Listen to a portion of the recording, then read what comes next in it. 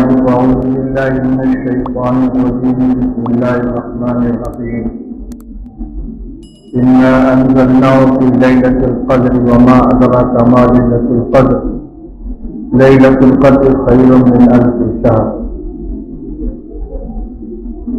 صدق الله العلي العظيم. بزرگان محترم، عزیزوں اور بھائیوں، رمضان مبارک کا دوسرا عشرہ قریب الختم ہے اور آخری عشرہ شروع ہونے والا ہے. یہ بات بار بار ہمارے اور آپ کے علم میں آتی رہتی ہے کہ رمضان مبارک کے تینوں عشروں کی اپنی کچھ خصوصیات ہیں اور اہمیت کے اعتبار سے رمضان مبارک کا آخری عشرہ سب سے زیادہ قیمتی ہے. ایک تو اس بنیاد پر کہ یہ جہنم سے خلاصی کا عشرہ قرار دیا گیا ہے. دوسرے جو زیادہ اہم بات ہے وہ ہے اس آخری عشرہ میں شب قدر کا پایا جانا، جس کی تلاش کے لیے اور جس کی عبادت کو پانے کے لیے اعتکاف مشروع قرار دیا گیا. اور نبی کریم صلی اللہ تعالی علیہ وسلم ہجرت کے بعد سے وفات تک ہر سال رمضان مبارک کے آخری عشرے کا اعتکاف فرمایا کرتے تھے. یہ عشرہ آنے والا ہے. پہلا عشرہ اور درمیانی عشرے کے یہ 6-7 دن ہم نے کس طرح گزارے اپنے اعمال سے ہم خوب واقف ہیں، لیکن یہ قیمتی وقت جو آنے والا ہے اس کو بہرحال محنت کر کے کوشش کر کے وصول کرنا چاہیے. شب قدر کے سلسلے میں رسول پاک صلی اللہ تعالی علیہ وسلم نے یہ فرمایا ہے کہ آخری عشرے کی طاق راتوں میں اس کو تلاش کرو. آخری عشرے کی طاق راتیں کون سی ہوئی؟ 20 تاریخ گزرنے کے بعد جو رات آئے گی وہ 21ویں رات ہوگی. اسی طرح 22 کے بعد کی 23ویں، 24 کے بعد کی 25ویں، 26 کے بعد کی 27ویں اور 28 کے بعد کی 29ویں. رات پہلے ہوتی ہے، دن بعد میں ہوتا ہے. تو ان طاق راتوں میں خاص طور سے زیادہ اہتمام سے عبادت کرنی چاہیے. ویسے یہ پورا عشرہ اہم ہے اور اعتکاف پورے عشرے کا ہوتا ہے جس میں طاق اور جز تمام راتیں شامل ہوتی ہیں. اس لیے اگر ہم اس ایک عشرے کو کم سے کم اللہ کو راضی کرنے کے لیے، اپنے گناہوں سے توبہ و استغفار کے لیے، اللہ سے اپنی ضرورتیں منوانے کے لیے، اپنی آخرت کو درست کرنے کے لیے خرچ کر دیں محنت کر کے، تو انشاءاللہ بہت نفع ہوگا. حضرت عائشہ صدیقہ رضی اللہ تعالی عنہ فرماتی ہیں کہ رسول اللہ صلی اللہ تعالی علیہ وسلم رمضان کے آخری عشرے میں جتنی محنت فرماتے تھے اتنی محنت کبھی نہیں فرماتے تھے. اور ایک روایت میں یہ فرمایا کہ جب رمضان کا آخری عشرہ شروع ہوتا تھا رسول اللہ صلی اللہ علیہ وسلم اپنی کمر کس لیا کرتے تھے. شد مئزرہ، تہبند کس کے باندھ لیا کرتے تھے. اس کا ایک مطلب عرف کے اعتبار سے یہ کمر کسنے کا معنی ہوتا ہے محنت کے لیے تیار ہو جانا، اور دوسرا مطلب یہ ہے کہ ازواج مطہرات سے ان راتوں میں بالکل الگ رہتے تھے، تہبند کس کے باندھ لیا کرتے تھے، یعنی بیویوں کے پاس رات میں بھی نہیں جاتے تھے۔ ایک تو اعتکاف کی وجہ سے کہ اعتکاف مسجد کے اندر ہوتا ہے اور اعتکاف کے اندر اپنی گھر والی سے علیحدگی رہتی ہے، دوسرے اس عشرے کے اہتمام کی وجہ سے۔ چنانچہ حضرت عائشہ رضی اللہ تعالی عنہا اس عمل کی نسبت آخری عشرے کی طرف فرما رہی ہیں۔ کان رسول اللہ صلی اللہ علیہ وسلم اذا دخل العشر الاواخر شد ازرہ واحیا لیلہ وایقظ اہلہ۔ تین عمل بتلایا۔ جب آخری عشرہ آتا تھا تو آپ کمر کس لیا کرتے تھے، پوری رات جاگ کر عبادت سے بسر فرماتے تھے اور اپنے گھر والوں کو بھی جگاتے تھے، ازواج مطہرات کو بھی بیدار رکھتے تھے۔ یہ رسول اللہ صلی اللہ تعالی علیہ وسلم کا عمل تھا۔ ہمیں بھی اس سنت پر عمل کرنا چاہیے۔ جتنا بیدار رہ سکیں اتنا رات کو عبادت کے اندر اپنا وقت گزاریں اور اپنے گھر والوں کو بھی بیدار رکھیں۔ لیکن ایک بات یاد رکھیے کہ رسول اللہ صلی اللہ تعالی علیہ وسلم نے یہ بھی فرمایا ہے کہ رب قائم لیس لہ من قیامہ الا السحر۔ بہت سے رات کو جگنے والے ایسے ہوتے ہیں کہ جن کے حصے میں بیداری کے علاوہ کچھ نہیں آتا، یعنی جاگتے تو ہیں، سوتے نہیں، لیکن نیند قربان کر کے اس کو وصول نہیں کرتے۔ جس طرح رات گزارنی چاہیے اس طرح نہیں گزارتے، جس کی دو صورتیں ہیں۔ ایک تو یہ کہ اپنے اوقات کو یوں ہی گفتگو میں، بات چیت میں، ٹہلنے میں، ادھر ادھر آنے جانے میں آدمی گزار دے۔ دوسرے یہ کہ عبادت تو کرے لیکن کچھ لایانی کام بھی کر لے، غیبت ہے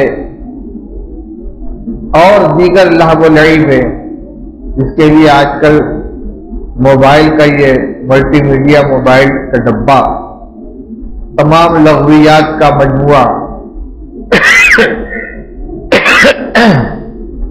ایک موبائل لے کر آدمی بیٹھ جائے تو شام سے صبح ہو جائے، وقت گزاری کے لیے تنہا وہ کافی ہے، تمام لغویات اس کے اندر موجود ہیں۔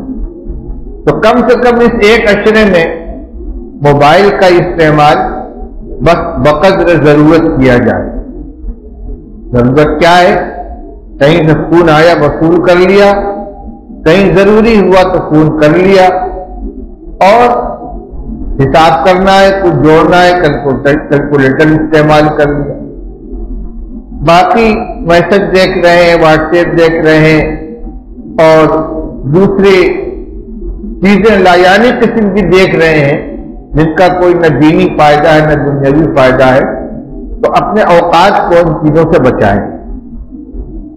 تو میں یہ عرض کر رہا ہوں کہ رات کو جاگیں لیکن جاگ کر اس کی قیمت وصول کریں، وقت کو ضائع ہونے سے بچائیں۔ اور دوسرا عمل یہ بتلایا شد میزرہ، کمر کس لینا، یعنی اپنے آپ کو محنت کے لیے تیار کر لینا، طبیعت کو آمادہ کر لینا۔ مگر اس جاگنے میں اور محنت کرنے میں بھی اتنی زیادتی نہیں ہونی چاہیے کہ جو صبح کی فرض نماز ہے اس کی ادائیگی میں کوتاہی ہونے لگے، آدمی سو جائے، یا اگلے دن کا روزہ رکھنے میں سستی آ جائے۔ تحمل جتنا ہو سکے کم سے کم اتنی جگائی ہو جانی چاہیے، اور اپنے گھر والوں کو بھی جاگنے میں شریک کر لینا چاہیے۔ بہت سے لوگ پوچھتے ہیں کہ شب قدر میں کیا کریں، تو کرنے کے کام بہت ہیں، ایک تو تہجد کی نماز ہے جس کی 12 رکعتیں ہیں، یعنی 2 سے لے کر 12 تک، اوسط مقدار 8 رکعت ہے۔ اس کا مستحب وقت بعض علماء فرماتے ہیں کہ آدھی رات کے بعد سے ہے، یعنی غروب آفتاب اور صبح صادق کا جو درمیانی حصہ ہوا۔ آدھی رات کا مطلب 12 بجے نہیں ہوتا، یہ تو کیلنڈر کی تاریخ بدلنے کا آدھی رات ہے، بلکہ شرعی دن صبح صادق سے لے کر غروب آفتاب تک ہے، اور شرعی رات غروب آفتاب سے لے کر صبح صادق تک ہے۔ تو آفتاب ڈوبنے کے بعد، یعنی روزہ افطار کرنے کے بعد سے لے کر سحری کا وقت ختم ہونے تک کا جو وقفہ ہے، اس کا جو درمیان ہوگا، آدھا ہوگا، وہ ہوئی نصف شب۔ اس کے بعد اگر تہجد کی نیت سے نماز پڑھی جائے تو ادا ہو جائے گی، لیکن زیادہ بہتر وقت ہے 2/3 رات گزر جانے کے بعد، جب 1/3 بچے، یعنی اگر 9 گھنٹے کی رات ہے تو غروب آفتاب کے 6 گھنٹے بعد جو 3 گھنٹہ اخیر کا بچے گا وہ تہجد کا وقت ہے، اور اس میں بھی پہلا آدھا زیادہ افضل ہے، یعنی آخری تہائی کا پہلا آدھا۔ اگر کل 6 حصے کرے تو 5واں حصہ، ثلث آخر کا نصف اول، یہ افضل ہے۔ ویسے سحری کا وقت جب تک ہے تب تک تہجد کا بھی وقت ہے۔ تو عام راتوں میں تو معمول لوگوں کا یہی رہتا ہے کہ سحری کے لیے جب اٹھتے ہیں تو اس وقت تہجد کی نمازیں ادا کر لیتے ہیں، لیکن کم سے کم جو ایام باقی رہ گئے ہیں، اور ان میں بھی خاص طور سے شب قدر یعنی آخری عشرے میں بالارادہ خاص طور سے تہجد کے لیے بیدار ہو کر تہجد کے مستحب وقت میں تہجد کی نماز ادا کرنی چاہیے۔ دوسرا عمل ہے قرآن پاک کی تلاوت کا۔ تلاوت جتنی زیادہ سے زیادہ ہو سکے کریں، لیکن اس میں 3 باتوں کا خیال رہنا چاہیے۔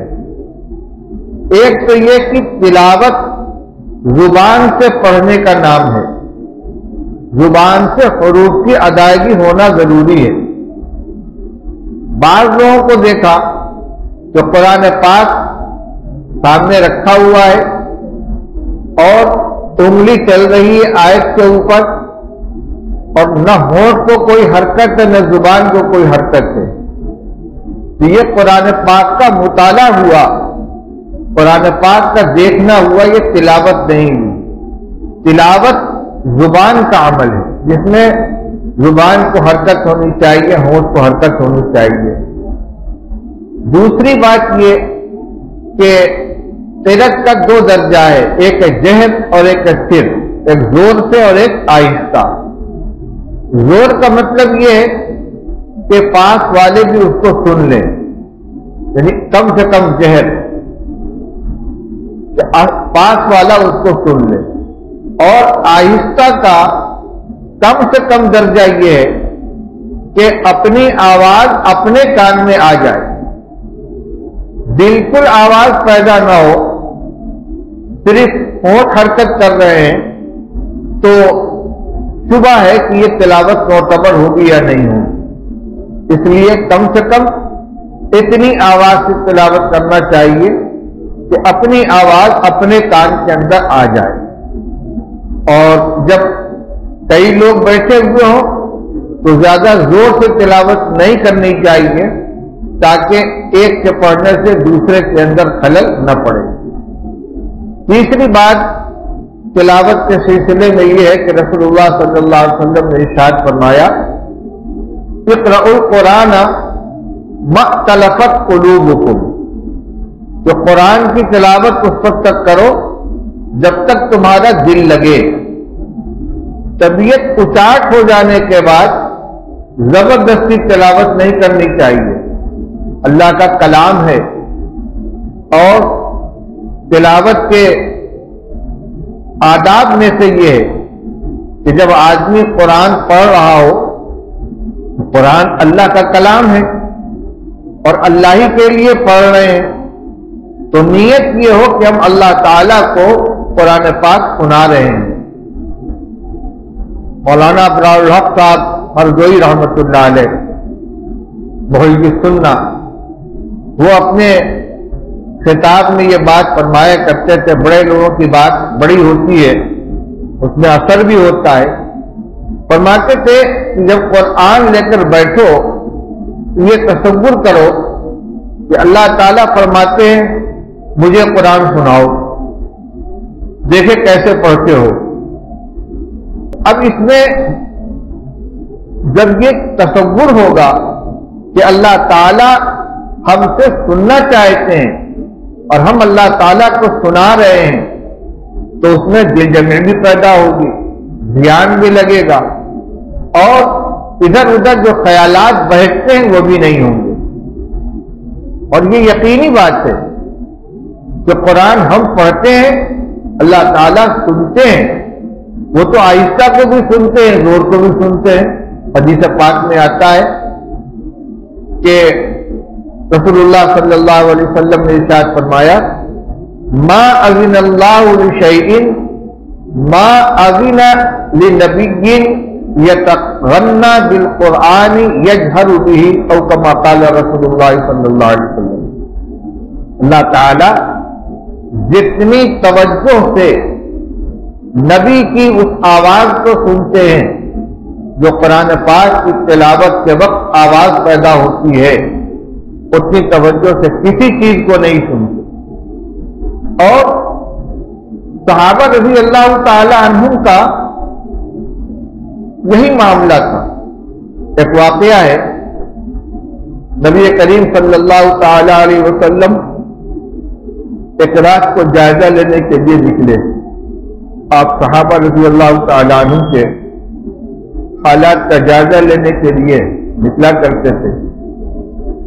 حضرت صدیق اکبر رضی اللہ تعالیٰ عنہ کے مکان کے پاس پہنچے، انہوں نے اپنے مکان کے باہر ایک چبوترا سا بنا رکھا تھا اور اس کو گھیر لیا تھا۔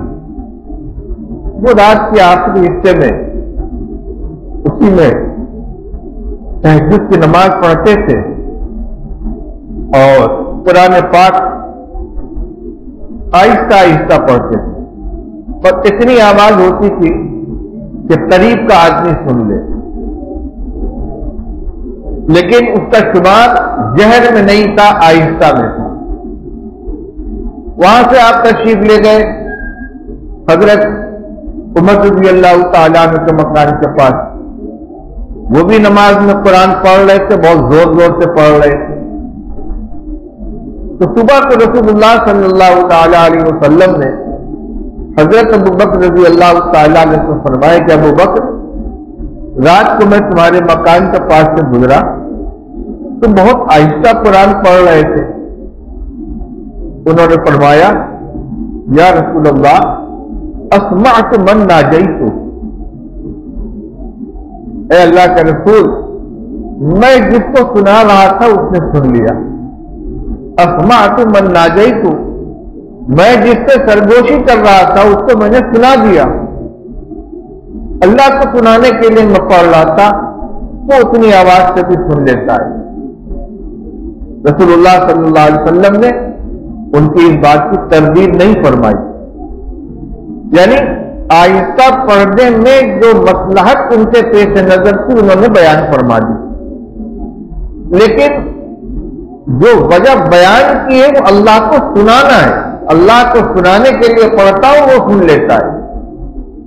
پھر آپ نے حضرت عمر رضی اللہ عنہ سے فرمایا کہ ابو عمر، تمہارے مکان کے پاس سے میں گزرا تو بہت زور سے قرآن پڑھ رہے تھے، کہنے لگے اوقظ الوسنان واطرد الشیطان، میں جو زور سے پڑھتا ہوں تو سونے والوں کو جگانے کے لیے اور شیطان کو بھگانے کے لیے، میری تلاوت کی آواز سن کر شیطان بھاگے گا اور جو لوگ سو رہے ہیں ان کی آنکھ کھل جائے گی۔ تو دیکھیے قرآن پاک پڑھنے میں نیت بھی ہوگی، صرف تلاوت نہیں ہے۔ شیطان کو بھگانا، دوسروں کو جگانا، یہ تو جہد کی وجہ ہوگی، آواز بلند کرنے کی وجہ، لیکن تلاوت کی بنیاد وہی ہے جو صدیق اکبر رضی اللہ عنہ نے بیان فرمائی، اللہ کو سنانے کے لیے میں پڑھ رہا تھا۔ تو میں یہ بتلا رہا تھا کہ مولانا ابراہیم رحمۃ اللہ علیہ فرمائے کہ قرآن پڑھنے کے لیے جب بیٹھو تو یہ تصور کرو کہ اللہ تعالیٰ فرما رہے ہیں مجھے میرا کلام پڑھ کر سناؤ، دیکھو کیسے پڑھتے ہو، اس تصور کے ساتھ بیٹھیں اور دھیان اللہ کی طرف ہو کہ اللہ کا کلام اللہ کو سنا رہے ہیں۔ اتنا تیز نہ پڑھیں، مقدار بڑھانے کے لیے رفتار اتنی تیز نہ کریں کہ حروف صحیح ادا نہ ہو سکے۔ حدیث پاک میں رسول اللہ صلی اللہ علیہ وسلم کی تلاوت کا طریقہ بھی بیان کیا گیا ہے کہ آپ ایک ایک لفظ واضح طور سے ادا فرمایا کرتے تھے۔ بسم اللہ الرحمن الرحیم، بخاری شریف میں پڑھ کر بتلایا ہے راوی نے کہ ایک ایک کلمہ آپ الگ الگ پڑھا کرتے تھے۔ اور قرآن کی اللہ تعالیٰ نے فرمایا قرآن فرقناہ لتقرأہ علی الناس علی مکث ونزلناہ تنزیلا، ہم نے قرآن تھوڑا تھوڑا کر کے نازل کیا ہے تاکہ آپ لوگوں کے سامنے ٹھہر ٹھہر کر پڑھیں اور لوگوں کو سنائیں۔ تو آداب میں ایک ادب یہ بھی ہے کہ صرف مقدار بڑھانے کے لیے رفتار اتنی تیز نہیں کرنی چاہیے کہ حروف کی ادائیگی بھی صحیح نہ ہو سکے، چاہے تراویح میں نماز میں قرآن پڑھا جا رہا ہو چاہے تلاوت کے اندر۔ تو میں یہ عرض کر رہا تھا کہ اس رات میں کرنے کے کام کیا کیا ہیں۔ تہجد کی نماز ہے اور اس کی تو رکعتیں متعین ہیں، لیکن مطلق نفل کی تعداد متعین نہیں ہے۔ چنانچہ اکابر اور مشائخ کے حالات میں کثرت کی یہ بات ملتی ہے کہ وہ 100 رکعت روزانہ پڑھتے تھے، کوئی 500 رکعت پڑھتے تھے، تو دو رکعت یا 4 رکعت کی نیت باندھتے رہے، پڑھتے رہے۔ 8 رکعت تک کی گنجائش ہے آخری درجہ ایک سلام سے، لیکن معمول یا تو 2 رکعت ہو تو زیادہ بہتر ہے، اور اگر کوئی تھوڑی سی سہولت چاہتا ہے تو 4 رکعت کی نیت باندھ دے، تو 4 رکعت نفل پڑھتے رہیں، جتنا ہو سکے پڑھیں۔ قرآن کی جتنی صورتیں یاد ہیں ان کو اپنی نفل نمازوں کے اندر دہراتے رہیں۔ جو حضرات حافظ ہیں اللہ کی بہت بڑی نعمت ہے ان کے پاس، نماز میں قرآن پاک کی کا دور کریں، جس طرح تراویح میں پورا قرآن پڑھتے ہیں، نفل کے اندر بھی پورے قرآن کا کم سے کم ایک دور ہونا چاہیے۔ لیکن جو حافظ نہیں ہے وہ سورتیں پڑھیں۔ اچھا، نفل نماز میں اس کی بھی گنجائش ہے کہ ایک رکعت میں سورہ فاتحہ کے علاوہ ایک طرف سے مسلسل سورتیں پڑھ ڈالیں گے، والعادیات اذا زلزلت الارض زلزالہا سے شروع کیجیے اور آ جائیے انا اعطینا تک، اور پھر قل یا ایھا الکافرون سے لے کر قل اعوذ برب الناس تک۔ تو میں نے مثال کے طور پر یہ بات کہی، اور جس کو مختلف رکوع یاد ہے ان کو پڑھے۔ یعنی قرآن ایک نفل پڑھنا، ایک نفل میں قرآن پڑھنا یہ مستقل عبادت ہے۔ لہذا حفاظ تو تہجد میں اور نفل نماز میں قرآن پاک کی تلاوت کا اہتمام کریں۔ جو حافظ نہیں ہیں ان کو جو صورت یاد ہے، کچھ لوگوں کو سورہ یاسین یاد ہے، کچھ لوگوں کو عما یتساءلون یاد ہے، کچھ لوگوں کو سورہ تبارک الذی یاد ہے، آیت الکرسی ہے، سورہ بقرہ کا آخری رکوع ہے۔ اس طرح کی جو آیتیں یاد ہیں ترتیب کے ساتھ ان کو پڑھتے چلے جائیں۔ تو نفل نمازیں پڑھیں، تہجد پڑھیں، قرآن پاک کی تلاوت کریں، اور اگر ہمت ہو تو صلاۃ التسبیح ادا کر لیں۔ کم سے کم اس پورے عشرے میں ایک مرتبہ ضرور ہو جانی چاہیے صلاۃ التسبیح۔ دو باتیں اور، ایک تو دعاؤں کا اہتمام، دعا مانگنے کا اہتمام ہونا چاہیے، اور دعا صرف فرض نماز کے بعد ہی نہیں ہے، بلکہ یوں کہیے کہ صرف نماز کے بعد ہی نہیں ہے، عام طور سے لوگ نماز سے فارغ ہونے کے بعد دعا مانگنے کا اہتمام کرتے ہیں، وہ ٹھیک ہے، لیکن خالی وقت میں بیٹھے ہوئے ہیں، تلاوت سے فارغ ہوئی یا ویسے ہی بیٹھے مسجد میں پہلے آ گئے ہیں، یا رات کا آخری وقت ہے، ہاتھ اٹھا کے دعا مانگے۔ دعا میں یہ نہیں سوچنا چاہیے کہ مجھ کو دعا مانگنا نہیں آتا، اپنی دین دنیا کی ساری ضرورت اللہ سے مانگے۔ بچہ اپنی ماں سے کوئی چیز مانگتا ہے، اپنے ابا سے کوئی چیز مانگتا ہے تو وہ عبادت بناتا ہے، عبادت آرائی کرتا ہے؟